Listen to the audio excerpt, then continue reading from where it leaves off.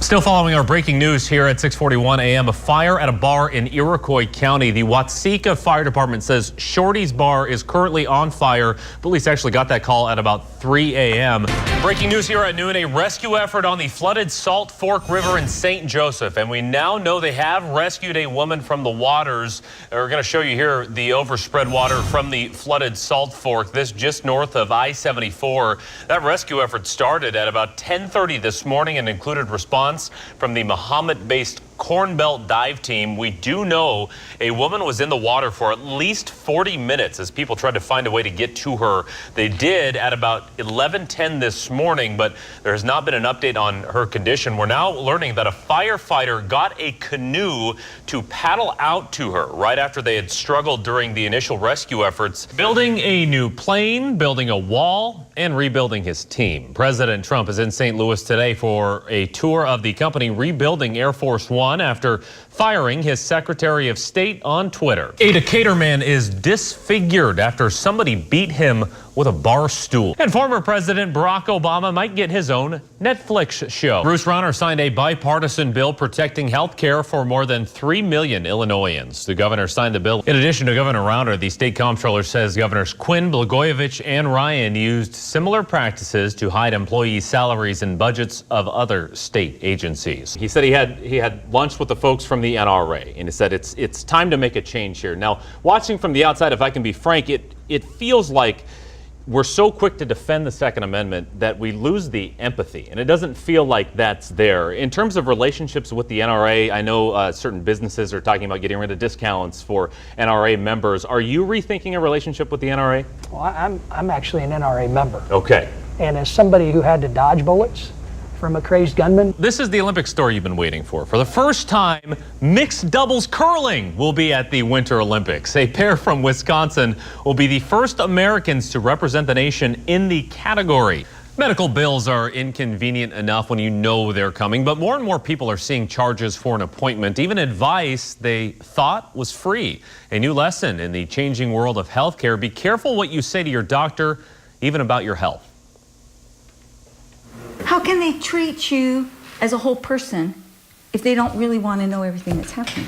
Joe Dewey thought it was a pretty basic wellness visit. Basic enough, she assumed it was billed incorrectly. Did they code it right that it showed it was an annual exam?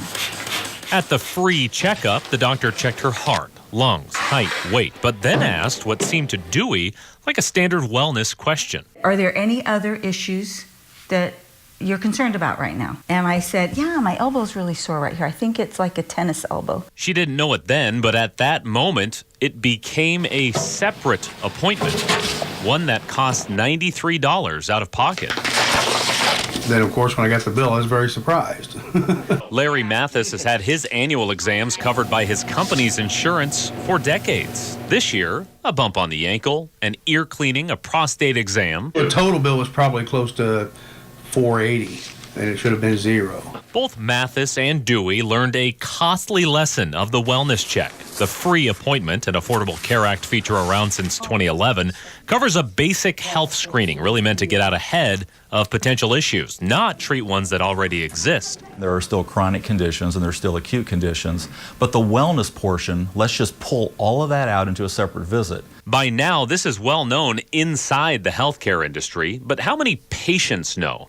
According to a study of almost 6 million wellness visits in 2014, 44% resulted in a bill. The doctor who compiled that data says in these cases, there was a significant, separately identifiable service provided, but admits there is definitely a variation in how doctors interpret this. Here's the tricky part. Say you're at the doctor's office and you bring up some headaches from months ago that went away on their own and didn't need treatment. Your doctor should not code that as a charge, but can if he or she decides the conversation was either extensive enough or even that it took long enough. And that's true of anything you bring up. HSHS Medical Group President Dr. Lauren Hughes says beware of these doorknob questions. Things that as you're kind of finishing the exam, you touch the doorknob and then the patient says, oh, by the way, I wanted to ask you about this or that. So how do you avoid this? For one, ask your doctor about the cost of any questions you might have before you seek the advice. 2, read the fine print. HSHS, for example, has patients sign a form reminding them to stay within wellness check parameters or pay. Just know what your plan offers and when that line gets crossed. The third option that patients are choosing more and more: don't seek the help or advice. No, I won't mention anything. I'll say, I will preface it with, how much are you going to bill me for this? Ultimately, a Google search helped Dewey diagnose and fix her sore elbow, something her doctor did not do. It's part of the reason Mathis, a 64-year-old with aches and pains like many his age, may just stop going. Because I'm a little leery, and I think there's a lot of folks get like that. And left wondering if that's a reasonable alternative. Now, I reached out to several practicing doctors, none of whom could speak on the record due to their company policies, but a few did pass on this advice. Always look over your bill. Any odd charges, question them. It's always possible something was coded incorrectly.